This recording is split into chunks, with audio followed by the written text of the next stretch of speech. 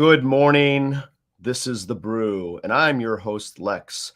Today is another day of crypto, except we have an expert on. Joining us from Zero Hash is Will Klippel. We're going to interview him today and get his whole take on the industry at large. I think we've got a really fun, full-packed day of crypto today. So let's get at it and get to that opening bell.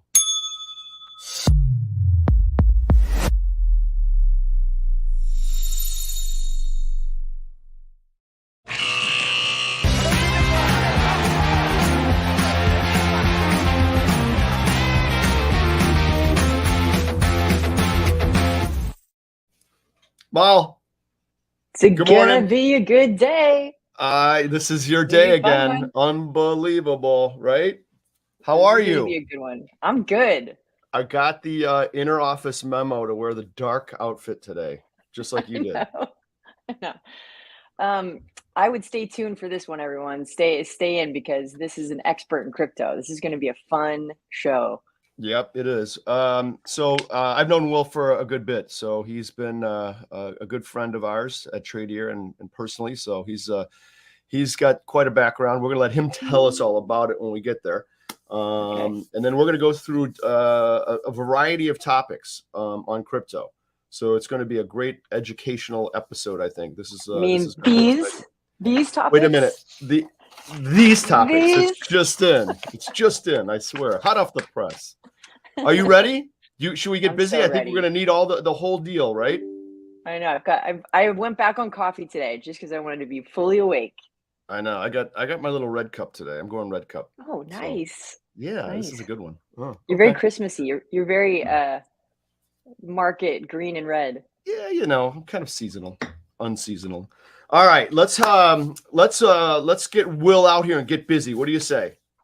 You ready for this? Let's go. Yes. Bring it.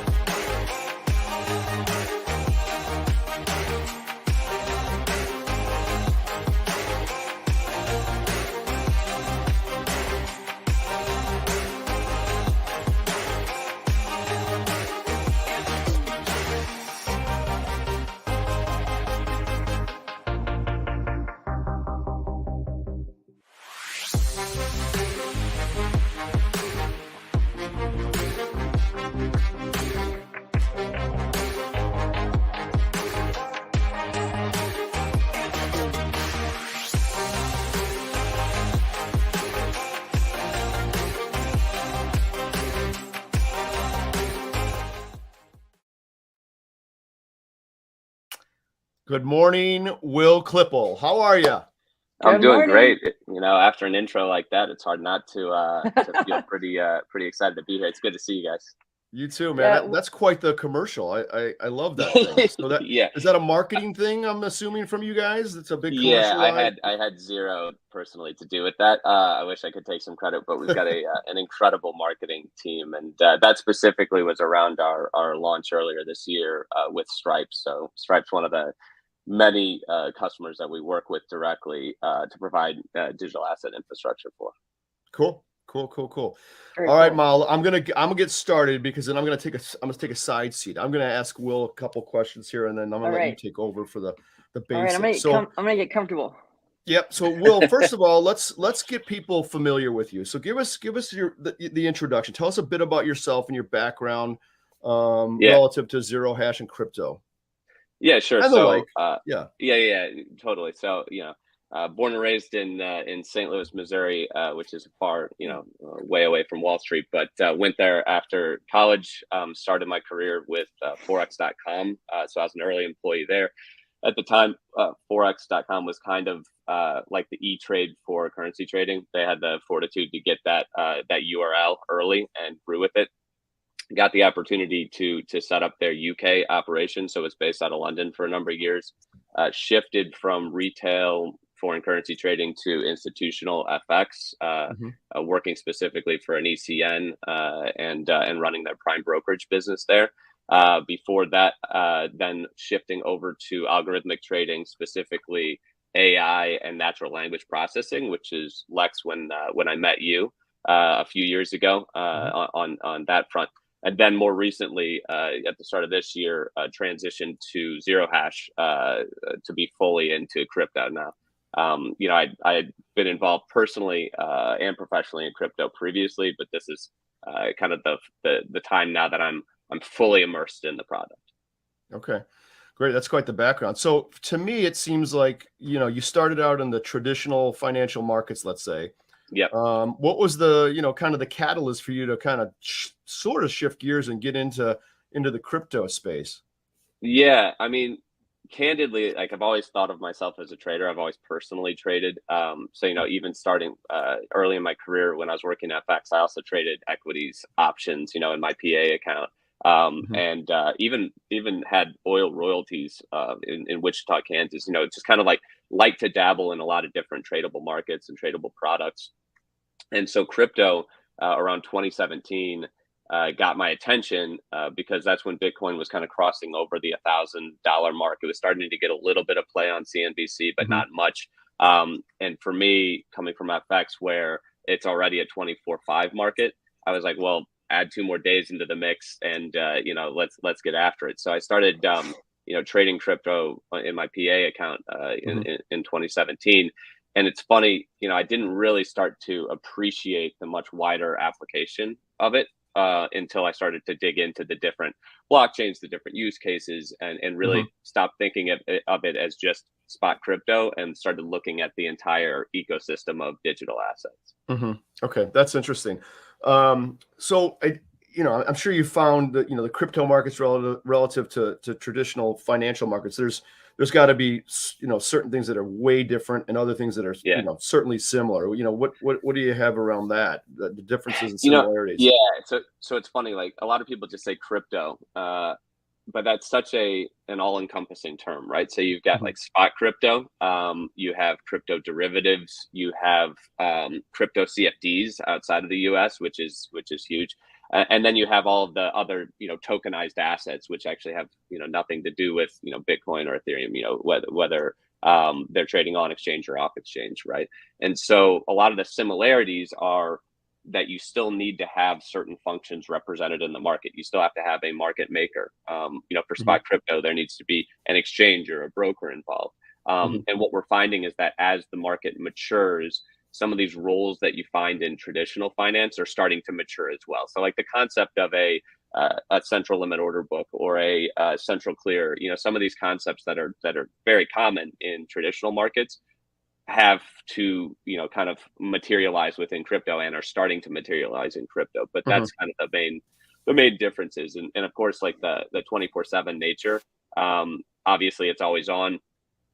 There's also centralized exchanges versus decentralized exchanges. So the decentralized nature of crypto at its core creates some challenges, but also creates a lot of opportunities. Okay, cool. All right, I'm going to let Molly take us on the path of we'll start out with the basics, Molly. So I'm a beginner with crypto. Okay. So we're all beginners. Well, yeah, except for Will. Yeah, I mean, candidly, I might still be in my infancy as well. I mean, there's so much to learn. There's just a wealth of information out there. All right, Molly, you take it over for the basics. Let's do it. We're going to draw a line down the screen, and we're the newbies over here. All right, fair enough. So everyone's dying to know the name of your company, not to be mistaken with the debut that Bitcoin had on the Silk Road and what it was trading.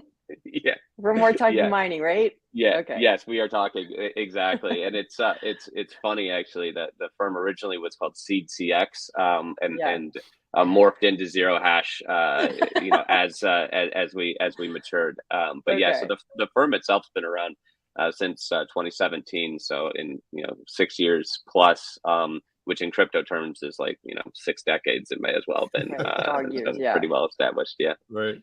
So what is Bitcoin? Yeah. So I mean, Bitcoin is. And sorry to interrupt. If you were Margot Robbie in a bathtub, can you give us that version? You sent me that All right. already, didn't you? Yeah. I'll give you the kind of the quick and dirty. So Bitcoin was the first cryptocurrency, right? And when we say cryptocurrency, what we're really talking about in the simplest terms is a digital asset that is secured by cryptography that lives on a distributed ledger, right? Okay. Meaning that there is no central bank or central holding company for this asset. It is distributed, right? So Bitcoin, I think the white paper was written in 2008, but I think it launched like January 2009. Satoshi Nakamoto is a pseudonym, but who wrote that white Is that paper? a real So guy? unlike, Sorry yeah, to interrupt. exactly. Is that Are a you real him, guy? Will? Will, are Yeah, you You're him? him.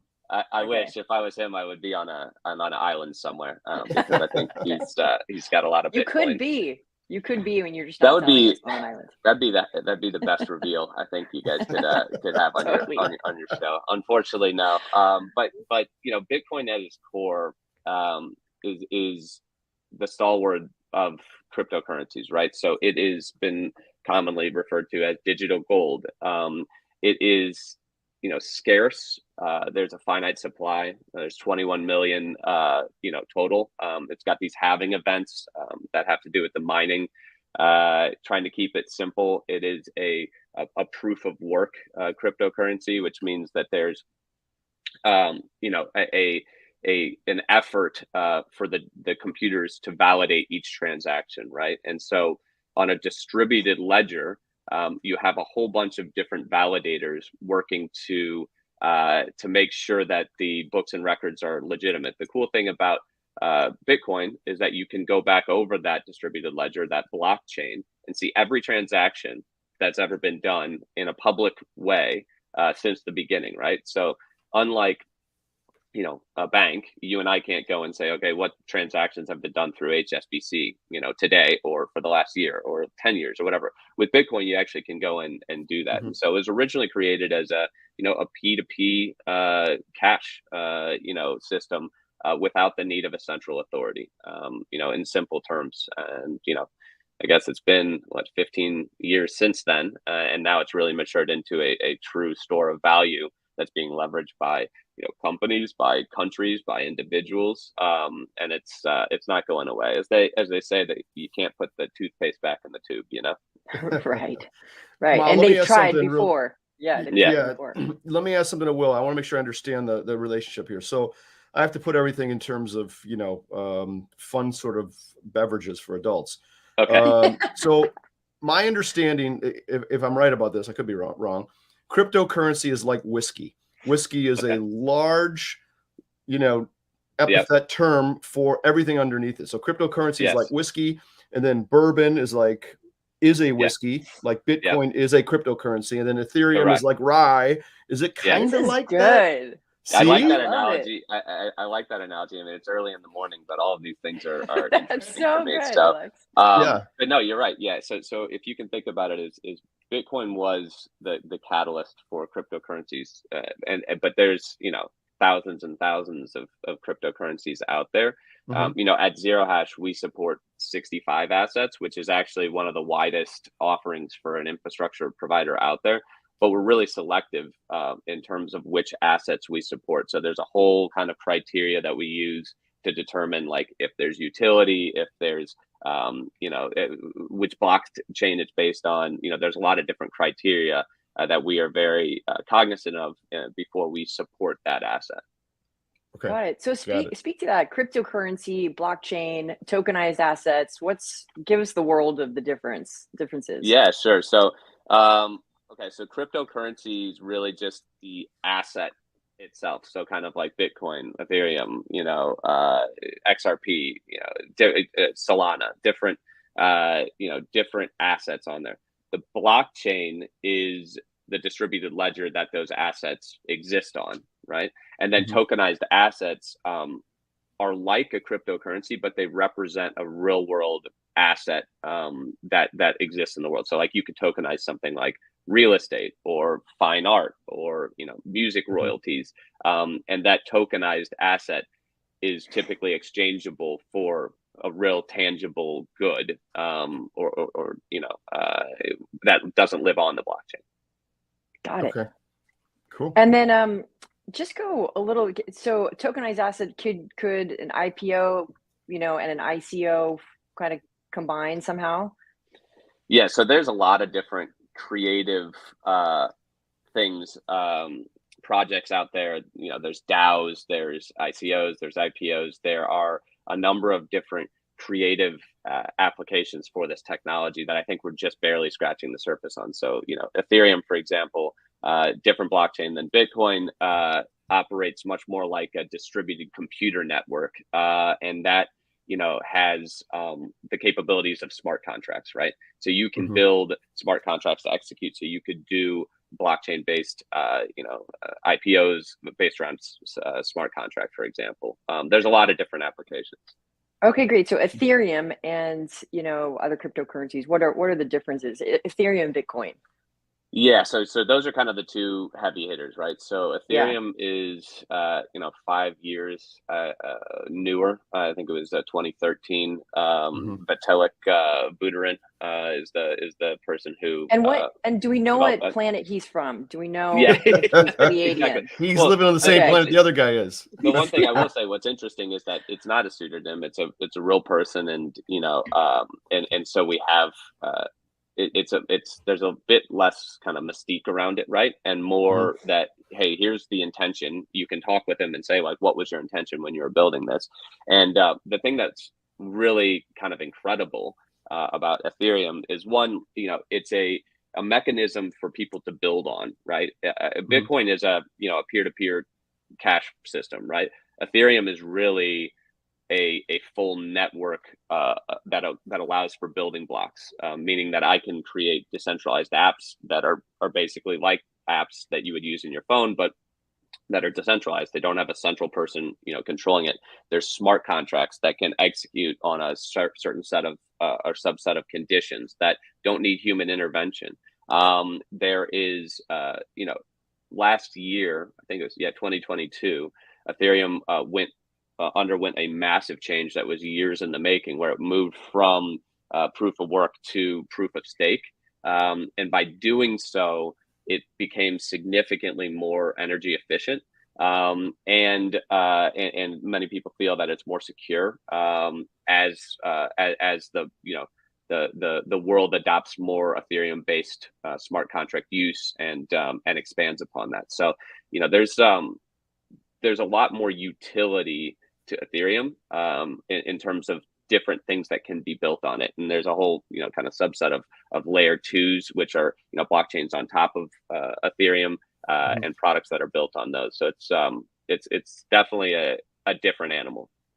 And just the gentle difference between proof of work and proof of stake. Yeah, so proof of stake is, validators are having to put up their own cryptocurrency in order to then validate the validity of a transaction, right? Proof of work is you're doing very complex math and everyone's doing, all the different computers are doing this very complex math in a competitive validation method to confirm transactions and then get a reward. So both the way these systems work are reward based, right? So the validators are doing something all together, and someone's winning that race and collecting either Bitcoin or Ethereum to get it. And really, proof of stake is a different way to do that, which, in order to be a validator for proof of stake, you have to actually put up, I believe it's 32 Ether, which at today's price is, probably 50 grand or so, maybe a little bit more, probably closer to 60 grand, to actually be a validator in that process. Gosh, thanks for the clarity on that one, because that's important. Stable coins. I mean, and by the way, thanks for doing the hooked on phonics version of this, because I know all of our Yeah. viewers and the whole world is curious about these. So we're just gonna, and you're gonna come back on again, so we'll go deeper and deeper. But Yeah. stable coins also Yeah, interesting. definitely. You know, stable coins are really interesting, and also, you know, candidly, a lot of our conversations right now at Zero Hash are specifically around stable coins, and Wow. specifically, I can't talk to any of our specific customers, obviously, but it is about enabling access to certain stable coins um, as a traditional financial institution, right? So there is a Mhm. lot of people in the world where sending money, you know, cross-border payments, things like that, is very difficult and very costly. You know, the international wire system, SWIFT, doesn't have, it's not 24/7, and there's a lot of inherent costs with using some of this functionality. So stablecoins look to address that. I mean, basically, a stablecoin is a cryptocurrency that has a peg, right? Now, most people think of stablecoins as being like 1 to 1 to the US dollar. And yes, the biggest stablecoins are that.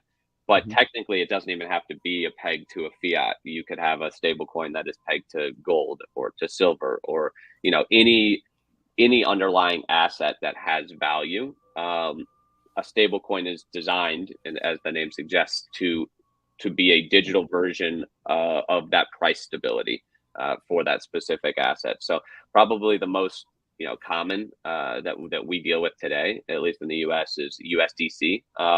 You know, and that's, last I checked, I think there's you know 1.6 million users of USDC today, Mhm. and they've done, you know, 10 trillion in transactions to date. But that network is growing considerably. You know, there is Tether, USDT is the biggest in the world. It's backed 1 to 1 to US dollar reserves. So for every one tether, there's $1 sitting in reserves, and that's, you know, used for all sorts of different use cases. I think one other thing to point out about stablecoins is that there are kind of two schools of thought. There are, you know, real backed stablecoins, which are either backed with like 1 to 1 US dollar reserves, or maybe it's US treasuries. It's something, a traditional asset backing it to support the value as 1 to 1, right? And then Mhm. there's the concept of algorithmic stablecoins, which use math to kind of artificially keep the price at a 1 to 1 ratio. What we saw last year, which really kicked off um, the what we call kind of the crypto winter, was the failure of Terra Luna, and the stable coin that was associated with that, which is an algorithmic stable coin. Essentially, it unwound, which created a domino effect and collapsed. Wow. So a lot of people in the industry feel that algorithmic stablecoins, although conceptually are really interesting and could serve a purpose, there's a risk associated without having the real world asset behind it. Mhm. Right, right. I think it's always interesting to look on the tertiary influences, or you know, of why certain things crash. So Yeah, when you zoom out, and you know, you might see some you know, central bank digital currencies possibly, um, you know, which may be centralized versus yeah, a decentralized. You might want to see who the players behind who, which caused that domino effect, just to see what's going on. yeah. That's a really good point. And, you know, while we're on the topic of stablecoins, it's interesting. There's huge, within the kind of crypto community. There's a huge amount of support for stablecoins, but a Yeah. lot of those same people do not like the idea of central bank digital currencies, which, it's really apples and oranges because of the idea of one being decentralized and one being centralized, and kind of the risks associated with central bank digital currencies in terms of government oversight, right? And not to get too into the weeds, but you could create a scenario where certain digital dollars can only be spent on certain items, for example. Mhm. And so you can really restrict personal freedoms if you move to a fully digital central bank digital currency. And so that's kind of on the exact opposite of most people in crypto's, you know, position. Yeah, and Mhm. I'm more for you know, I personally am more for decentralized. I just think I was saying before that nature acts that way, and Yeah, biomimicry, it's good to follow suit with nature. So On another show and another episode, we'll dive, maybe take a look at bricks and their central digital currency, and they're looking to back up by gold and other assets, but that'll be another topic. So I do have a question, curiosity, because NFTs and smart contracts. Yeah. So give us the lowdown. I touched upon smart contracts a little bit earlier, based on the Ethereum blockchain. But basically, they're automatically executed contracts based upon a kind of unique predetermined terms and conditions, right? So I'll give you a real world example. Like, imagine, you don't actually have to imagine, this exists today in certain forms, but like music royalties, right? So right now, that process of getting paid on a song that's being streamed by someone there's a lot of people involved, and there's a lot of delay, and it's not very efficient. You put that on the blockchain, everything's electronic. You have smart contracts that trigger that say, hey, every time we play, Lex's greatest hit, I get 5%, you get 3%, Lex gets 80%, this management company gets the rest, or whatever that breakdown is. Molly gets 90%. Exactly. That's probably more like it, Mo, right? Exactly. So, that's just one kind of example of a smart contract, but you can do a number of different things that basically trigger automatically based upon set conditions. And there's a lot of power in that in terms of efficiencies. You asked about NFTs, non-fungible tokens.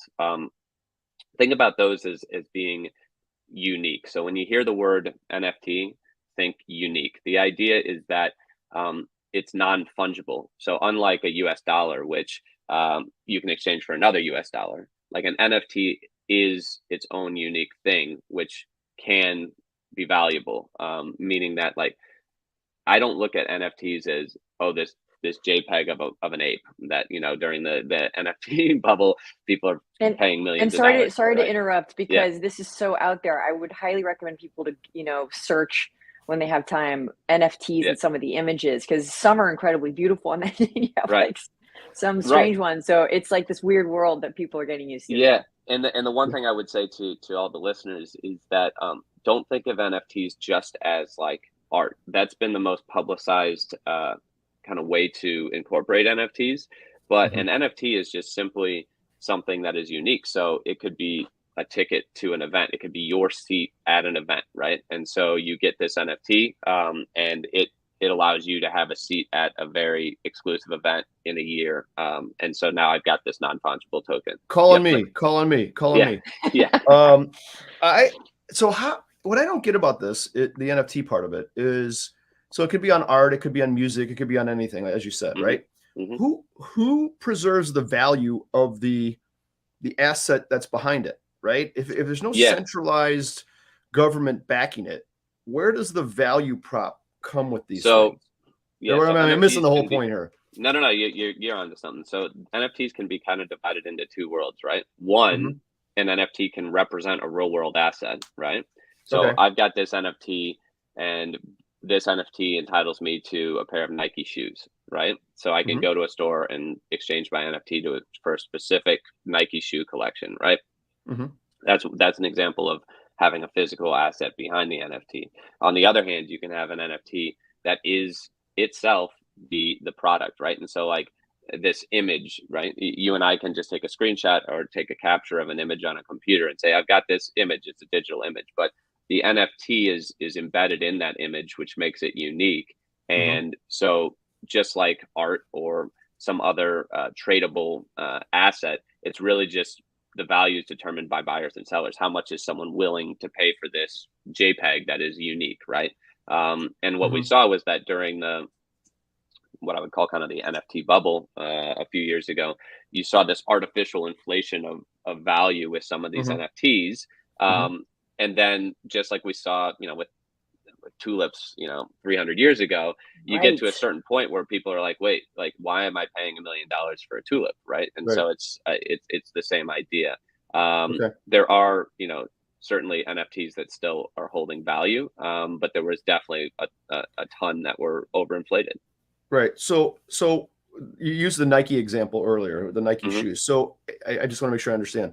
So does Nike have to be in on this game too? The Nike, the company, they have to provide the good, right? Yeah, with that example, absolutely. So Nike is a Good really question. good example. Actually, they have a number of different blockchain based projects and NFT based projects today. And so yeah, there's a lot of fashion as an industry that's very interested in kind of unique offerings, right, and creating that value. And so an NFT is one way to do that. Yeah. Okay. Go ahead, Mal. I just was offered NFTs Oh. once, and I didn't know what it meant. I thought it was, I thought it was like some kind of drink or something. Right. And by the way, it's non-fungible token, so we'll just Yes, Right. correct. get that Okay. out there. And then I think Gucci uses it to I'm a tomboy, Yeah. so I don't, Yeah. but they use it to authenticate, correct? Correct. Yeah, you're exactly right. So there are a number of use cases. I mean, the technology itself is very functional. Yeah, we had to put a little gooch in this episode. We Little had to gooch. spice it up. We had to I patch it up know. a little Leave bit. it to you, Gotta Mal, keep for the up with Gucci. Lex. Okay, Web3. This is an exciting future. How does that tie Yep. into crypto? Yeah, sure. So Web3 is kind of a convenient term for just a massive change in the way that the online world works. So, if you think about Web 2 being the internet as we know it today, and how much impact that had on the world, Web 3 is like taking that and putting it on a distributed blockchain where you're fundamentally changing the way information is stored, is how it's shared, and most importantly, how it's owned. Right. So if you have a website or you have any sort of business or functionality like within the web, by putting it on blockchain, you have that history, right? So you can actually show ownership of any number of different things. And so a lot of people will feel that Web3 is going to really democratize the current internet. We see it across the world. There are places where it's very restricted in terms of what can be online, what can't be online. By moving to a Web3 environment and having that distributed, you take out kind of these central companies, these central authorities, and oftentimes central governments from the equation. So it'll be interesting to see how it matures. But Web3 is kind of an all-encompassing term that you talk about, leveraging cryptocurrency payments. You talk about putting information on the blockchain, smart contracts, like all those things tie into Web3. Okay, cool. And then it would be just there's a later deep dive, but it'd be interesting to see, some where things are being hosted and where the servers are, and if that's also decentralized, because that would be interesting. And with I love what you guys said, which is a fiat to crypto on ramp. I think that's such a great way to frame it, and that also the confidence in a currency, so the acceptance of it gives it some stability. So how is that being integrated in the world, and is it in the US, or is it slowly coming online? How is it globally? Any countries? Yeah. So there's lots of crypto adoption. So what you were touching upon just a moment ago about the on ramps, that video you guys showed to start about our partnership with Stripe. I think it's a really good example, because what that means is that, so like you were talking about an NFT, right? Like someone offered you an NFT. So to get that ownership of NFT, there's actually a crypto transaction that has to take place, right? So what we've done with Stripe is enabled a way to actually be the plumbing behind the scenes, so that you as a user can just swipe your Visa card using Stripe. We do all the on-chain conversion to crypto transaction for NFT back to you, ownership. And from your perspective, you're like, I just swiped my card for $10 and got a picture of an ape or whatever it is, right? And so creating that seamless touch point brings down barriers, which Molly, your next question was about crypto adoption. So globally, we're at last count somewhere in the neighborhood of like 429 million global crypto users. Of which like 110 million are new as of 2023. And that number is probably higher. Big. I think that number came out like at the end of Q1 or Q2. And so it's growing really rapidly. You asked about specific regions, and kind of I feel like, sorry to interrupt. I feel like I threw 70 questions into one question. That's all right. It was 72. Like Who's counting? Yeah, totally. That's all right. I'll hit them up. I'll hit them all up. Right. But talking about Thanks, specific countries and kind of where we've seen outside adoption, it goes back to what I said earlier, which is like addressing inefficiencies, right? So LATAM right now, there's a ton of inefficiencies and there's a ton of inflation, and people don't really trust their native currency in some of these countries, right? And so there's been massive adoption in Latin America. Areas like Venezuela, Colombia, Argentina, where they feel more comfortable having Bitcoin than their own native currency, because their own native currency, the inflation's, kind of out of control. The other thing is that, if you've got a scenario where someone's working, like let's say they're working in the US and sending money back to Latin America, the fees associated with doing that using traditional fiat rails, if you've got $100 by the time it gets back to your family in Brazil or wherever, there's a lot less than $100 by the time it gets to them. If you convert that $100 to USDC, send it, cross border to your family instantaneously, 1-to-1, and then they convert it back into their local currency, there is a lot more value saved in that example. And so, LATAM, I mean, for Zero Hash, we operate a number of different countries around the world. We've got certain regions of interest. US is our biggest region. Brazil is actually second in terms of boots on the ground, employees in the country, and business coming in. So, I think it's definitely a hot spot. Right. And well, just sorry. Yeah, go ahead. No, go ahead. No, I was going to ask, Will, so are there certain industries that are ripe for distribution, with the blockchain and crypto and what have you? I think so. So getting back to what I said before, it's all about inefficiency. So if you look around and you say like, okay, what is an inefficient market? More often than not, there's a solution within blockchain or tokenization for that. So, probably the most obvious example would be real estate, tokenizing real estate, allowing for, crowdfunding of a property, cutting out some of the expensive, middlemen in the real estate purchasing process, whether it's residential or commercial. That's one that's pretty obvious. But I think that you can look around and say any industry where there's inefficiencies is kind of ripe for disruption. Gotcha. Okay. Cool. I was just going to say that we're in the United States. We are Bambis compared to when you're trying to understand, when people lose confidence in their native currencies. So, to get an idea, Argentina confiscated people holding dollars as a hedge against a swinging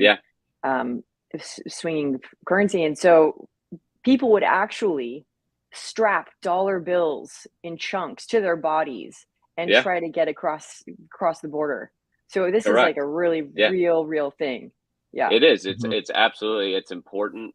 It has real world impact on people's lives. And it's a way to again, like, provide value and a store of value that is stable. I think one of the largest, when you're storing Bitcoin, I think, and you tell us, they're in like the Swiss Alps, and you go underground into these silos, and you're not allowed to touch the servers. And one of the largest guys is from Argentina, and so he's, I'd pay close attention to those guys. Absolutely. Is his name Max, by the way? It could be Max. So the reason I know so much about Argentina is my husband's from Argentina. Now, there might have been conversations about strapping dollar bills to my body. I did say no. Yeah. That's funny. All right. So let's take it back down to the morning brew and my coffee. How do I, what are some real world cases? Can I buy a cup of coffee with Bitcoin? How does that work? I love the fact that you said coffee, because a great real world use case is Starbucks, right? So Starbucks has 29 million, rewards members, right? Which is roughly the same size as the state of Texas, right? And so what they realized is that they could leverage the blockchain to more efficiently manage that rewards program. and also utilize NFTs as a way to create unique, non-fungible rewards to their preferred customers. So, this could Wow. be something like a coffee tasting event. It could be something like, specific reserve beans that they're only doing a limited supply of. That's a use case that is alive and well, and that is it's powered on the Polygon blockchain, I believe. Wow. So, that's I a did not perfect know that. segue with your coffee there. So. Wow. That's wild. And the reason I get up in the morning and breathe is because I would love to see the world decentralize the ownership of securities Yeah. themselves. And Starbucks is actually an interesting you bring that up, because I've recently just found out that to pull in retail traders and incentivize it, Starbucks, if you buy one share as a shareholder, you get 30% off of all of your coffee. And so then I was like, do other and tons of companies have Yeah. incentives like that? I never knew that. Yeah, So, it's Cash App, which is owned by Block, which was formerly Square. If you're yeah, familiar, Jack Dorsey's company. There's a lot of yeah. it was Square, and then it's like so on and so forth. But Cash App works with a ton of firms to basically incentivize if you use Cash App to pay for your coffee, right? Even if it's like a local coffee shop, they may have done a deal with them where they're incentivizing rewards within that app. And what's interesting is Cash App just reported their Q2 earnings last week. They did 5.5 billion in revenue Q2. Half of that came from Bitcoin. So it is a That's a real big deal. material driver for a firm like Block and all of those point of service transactions that they do. Okay, and then we know that the head of Cash App had that unfortunate. Yeah. That's and then if you dive into that, you can go deep diving into a rabbit hole on what's going on there. Okay, and then there's it's taken some hits. So let's say you look up how many times governments have tried to shut Bitcoin down, or there's a lot of lawsuits happening, and then Gary Gensler is debating whether to call it a commodity or security or currency. Can you speak a little bit about what's going on with that? Sure. So let me jump in real quick here too. So I'm the regulatory side of things is probably we at Tradier, and especially on our brokerage side, are most sensitive to, right? The regulatory landscape. Well, we are too. So we run this is a good topic, firm, I think. We run our firm like a traditional financial firm in a lot of ways, right? So we are regulated in 51 U.S. jurisdictions. We have money transmitter licenses, and also have in New York State a BIT license, which is one of the kind of most powerful licenses you can have. Which are probably not. They're probably not easy to get either. They're actually like impossible to get now. Yeah. I think I mentioned up front, we've been around since 2017. So we took the approach early on to actually do all of our regulatory stuff up front. So before we ever started onboarding customers, anything like that, we went state by state, got all of the MTLs that were required, and then money transfer licenses, and then also applied for the New York DFS BIT license. Wait, let's just give you a round of applause. That's to give you an idea, in that environment, which now it's even tougher, that's like a 3-year exercise. So now I think it would be considerably longer for a firm that just like launched today and said, hey, I want to do what you guys do.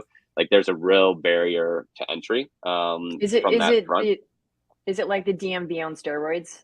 Yeah, it's pretty arduous. And candidly, like we're going through that process all around the world with different regulators. So like we're Austrac regulated in Australia. We're licensed as a financial services provider in New Zealand. We're in the process of getting our FCA license in the UK and our license via the Netherlands for EU. So these are, multi-year endeavors that require a lot of resources, but we're very cognizant of doing things the right way. So I think your original question was kind of around some of the failures. Yep. Yeah, and when you look at your relationship and your partnership with Stripe, that's a big reason that they chose you.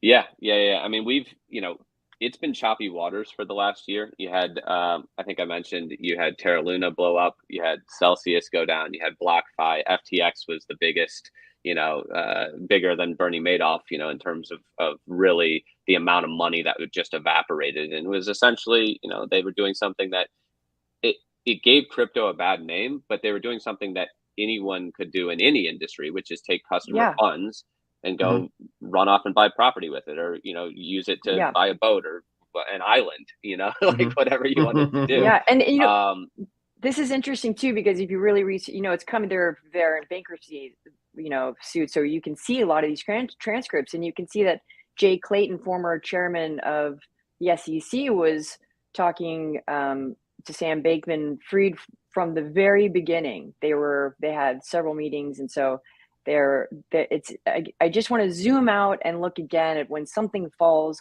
who are all the players that topple something, right? And see what their motivations are to what's going on.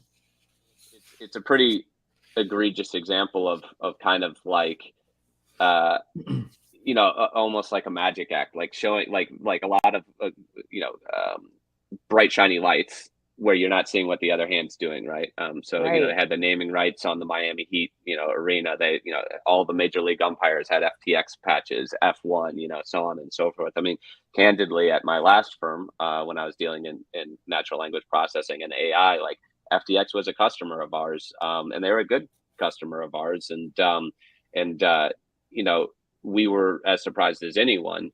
But it just goes to show that it wasn't, kind of crypto specific. It was really just an egregious act of too much money and not really having the proper regulations in place to make sure that money wasn't being allocated in an erroneous way, right? And so with all of that, what's happened is that there's an increased scrutiny from U.S. regulators, but candidly regulators across the world, on the cryptocurrency marketplace. And the one thing I will say is I feel like we're heading in a much better direction. And I think once some of the dust settles, and it's starting to settle, there will be real world kind of rules in place that will prevent these type of things from happening. And I think we're extremely well positioned for that. So I mentioned FTX, Celsius, BlockFi, Luna. Zero Hash didn't have any exposure to any of those firms. We've been able to not navigate these waters extremely well and continue to grow alongside of it. I think with you mentioned Gensler trying to say, is this a security or is this a commodity, and so on and so forth. That's actually something that puts the U.S. in a really deficient position globally. So if I go back to my this is interesting. Yeah. So when I lived in London and I was setting up our UK entity at forex.com, I was dealing with the UK regulator, the FCA there. And what's interesting is like somewhere like the UK doesn't care if Bitcoin is a commodity or security. They care what you're doing with it. So they don't try to classify any asset as something. They just say, well, what are you doing with it? Are you soliciting, miners? Are you advertising on TV with it? Are you giving advice? Are you proprietary trading that asset? Like, what is the actual function that you're doing? And we're going to regulate that function. So these other countries are able to move much faster. So like you saw real meaningful regulation come out of Europe already. You've seen it coming out of the UK. And the US is still sitting around trying to figure out, well, what is this thing? Because we've got these different government bodies that look after different things, and they're competing in a very public way. It's a turf war. It's hey, this is security because I want to regulate it. This is a commodity because I want to regulate it. Whereas all the other countries are like, why are you hung up on this? Like, just regulate it in an efficient way as to what people are doing with it. And so that's going to actually be a big hurdle for the U.S. to have to overcome. And I think that that Congress and the government is starting to realize that we're falling behind as a result of that. Right. And then, this may get geopolitical, and I'm not really, I'm more into the fight, follow the money trail personally, but we personally, the United States has been shipping a lot of gold out, and then we're suppressing this thing that could strengthen us. So why is that happening? And so just to, here's another funny one. Who do you think has the most Bitcoin? Like, who holds it the most? Oh, I don't know. I should know that. It's the U.S. government. So the U.S. government has massive amounts of crypto because of things like Hidden Road and other where they've seized it, right? And they're not Oh, selling right. it. So And they understand that it's a hedge as well. If you look at most of the major governments out there have some sort of allocation in Bitcoin, even if they don't believe, even if they want it to go away and never come back, it's a hedge. And so they're operating under that assumption. Of all of the largest holders, I think Ukraine is like 6th or 7th in Bitcoin holdings in the world. I think they're the one of the top countries that's actually holding Bitcoin, which makes sense, because of the volatile situation. So. Yeah, MicroStrategy. I was going to say, so if you look at Grayscale Trust, you can also, just go on Yahoo Finance and you can see who those main holders are. And that's ETH. And then you can, that's another Zoom. I'm beating that word to dead heads, but it's always like, I just never want to be myopic on why, if you don't understand why we're going one direction, you can find the pieces right around you. Absolutely. So absolutely. And that's interesting because Coinbase, when they first started out, they were also upfront and really trying to stay on top of regulation, and the regulators loved them for that. But now they're under attack a bit. What's going on there? So what's interesting is that Coinbase has essentially put the industry on its shoulders and said, like, hey, we've got the resources, we're gonna fight this battle for everyone, right? What's probably most relevant to that upcoming Coinbase lawsuit is what has happened in the Ripple lawsuit. So specifically around XRP, which is the token. Basically, it was announced that it didn't, the judge ruled that it didn't pass the Howey test, which is used in other, traditional markets, and therefore Howey test being the Howey test being an SEC test, correct? Correct. Yeah. So it's basically saying, like, does it embody the characteristics of a security? Like, do you when you buy XRP, do you assume it's going to increase in value? Is like one of the criteria, right? And so they came back and said, no, this doesn't qualify, which was really encouraging for us. Immediately, we saw Coinbase, Kraken, Bitstamp, other exchanges relist XRP. For us personally at Zero Hash, XRP was an asset, one of our 65s that we considered valid and did not ever discontinue support. So our underlying customers maybe didn't want to list XRP because of this pending lawsuit, but we never, since 2020, never stopped supporting it. So what it allowed for is, as soon as this lawsuit hit, literally that day, we had customers that were like, let's relist XRP out to our customers, right?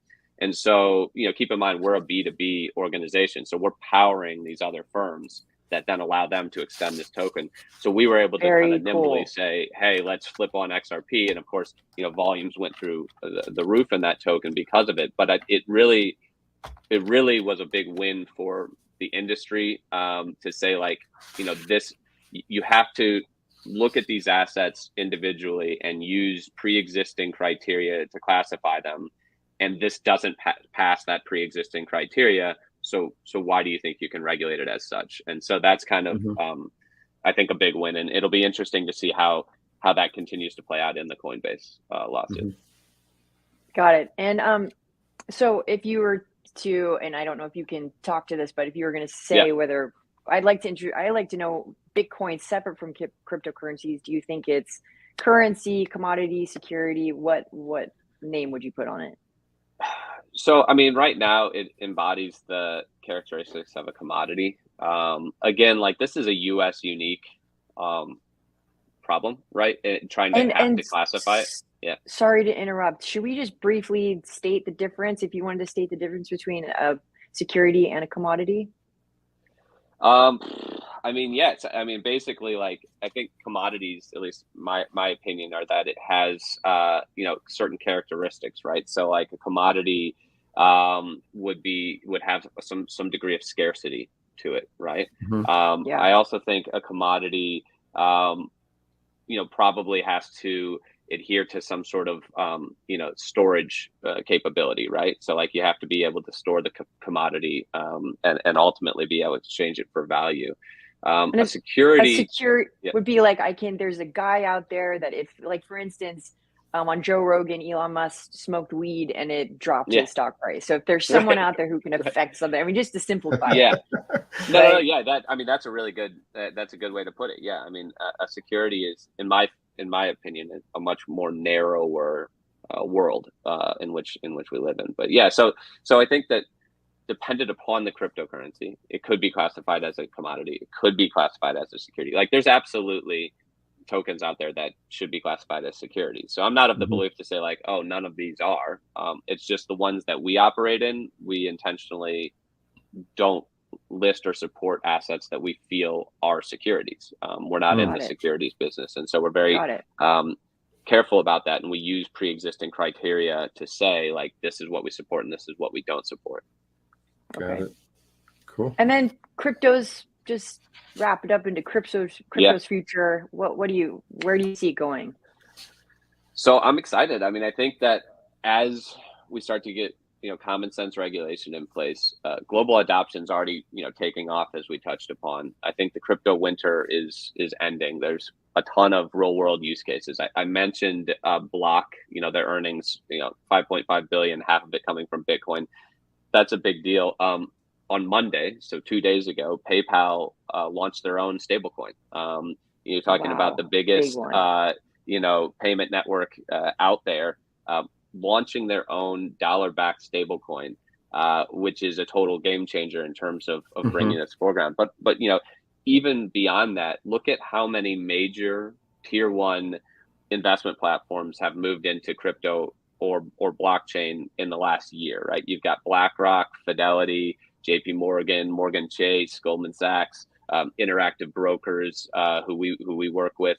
All of these firms are doing something, whether it's trying to launch an ETF, offering spot Bitcoin trading, tokenizing their futures products. I mean, you've got Franklin Templeton, $1 trillion asset manager, is operating their money market fund on the blockchain using their own Benji token as a redemption vehicle for that. Wisdom Tree Prime just launched a direct to retail app last month, which offers spot Bitcoin and spot Ethereum trading directly in there. It also offers 9 different blockchain based funds.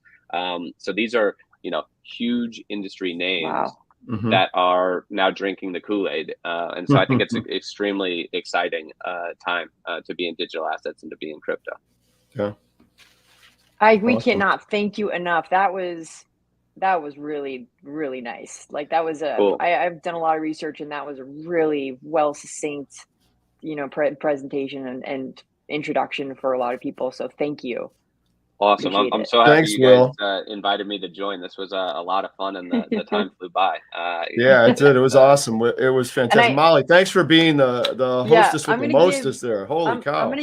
I'm gonna give Lex MVP on his analogy of I'm gonna use that. That was solid. You can tell when I'm this quiet that I don't know anything about the topic. So no, it's amazing. I talk too much. I just talk too much. So you're gonna that was really good. Really enjoyable. That was great. Well, we appreciate it. Awesome. So and Zero Hash, Zero Hash, you're moving fully forward into the future of this digital asset space. Yeah, right? You guys are sum it up, we feel every company is eventually going to be a blockchain, crypto Web3 based company in some capacity. And so we work today with a number of financial institutions, neobanks, wealth management firms, broker dealers, etc. But we also work with non-financial firms. I mean, we operate staking nodes for DraftKings, for example. Like we believe that there is a huge wide future, whether it's Stripe, whether it's Interactive Brokers, or a company like DraftKings, that we can facilitate that plumbing in order to bring them to that future of Web3. Nice. And I know you just said this, but now to reduce it a little bit, who should call you? So, and I know you just said this, but if no one knows anything about crypto and they're starting, do you have a fintech company, like? Right. Break it down to someone who should be calling honestly, you. So we service I would break down our customers into kind of just a couple main verticals. So basically, like investment platforms, which I look after, which are broker dealers, neobanks, digital banks, wealth management firms. And then there's payment firms, so like a Stripe, remittance firms, fintech firms that are operating kind of cross-border payments or P2P payments in that space. And then there's the kind of the bucket for everyone else, which is anyone who wants to do anything in terms of blockchain, NFTs, Web3, wants to roll that out within their business. Reach out. We provide a number of infrastructure solutions for that as well. Is there anything you don't do? It sounds like you do it all. We do everything as long as it's above board, Love good. it. Good to see that out in the open. Yeah. All right. Well, thanks you guys, and thank you, Lex, for letting me be curious today. I really appreciate it. And thanks, Will. You were awesome. Will, thanks so much. This was awesome. Thank you for your time. I appreciate it. So we're gonna close it right there, buddy. We'll talk later. All right. Take care. Cheers. Bye.